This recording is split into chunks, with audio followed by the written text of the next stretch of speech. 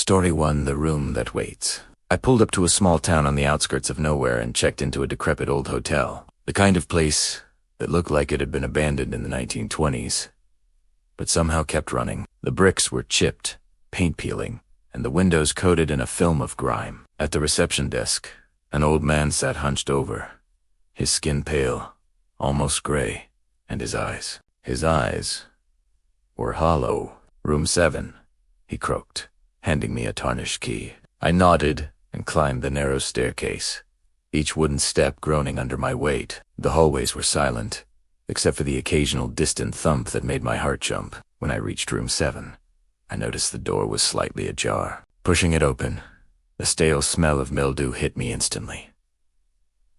Dust floated in the weak beam of my flashlight. The furniture was old, rotting, and a large, half-open wardrobe in the corner seemed to call my name. I stepped inside and shut the door behind me.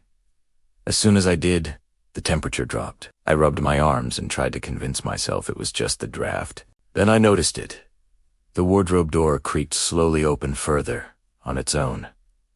My stomach sank. I backed up, and that's when I saw a tan outline of a person. Just a shadow at first, crouched in the darkness.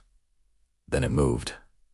Slowly, deliberately, and it wasn't human. Its limbs were too long, its movements jerky, unnatural.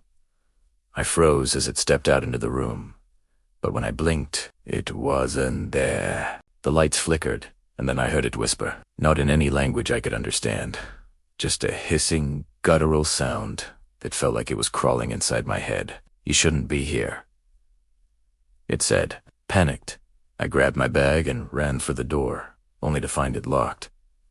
The key I had was gone. Every piece of furniture seemed to shift when I wasn't looking. The walls were breathing.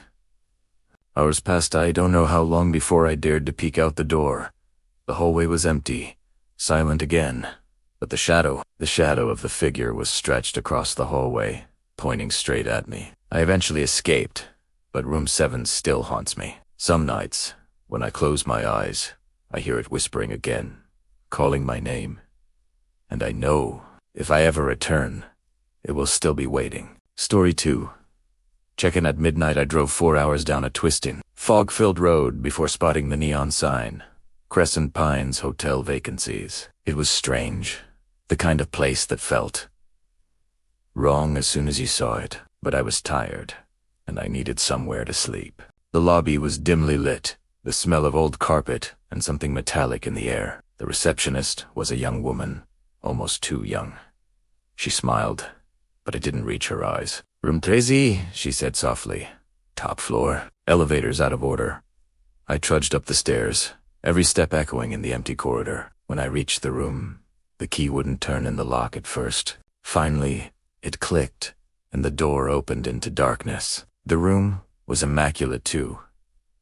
Immaculate. The bed perfectly made, the bathroom spotless, as if no one had ever stayed there. But then I noticed the mirror above the dresser. My reflection wasn't alone. Behind me, a figure stood tall, pale, with eyes black as ink.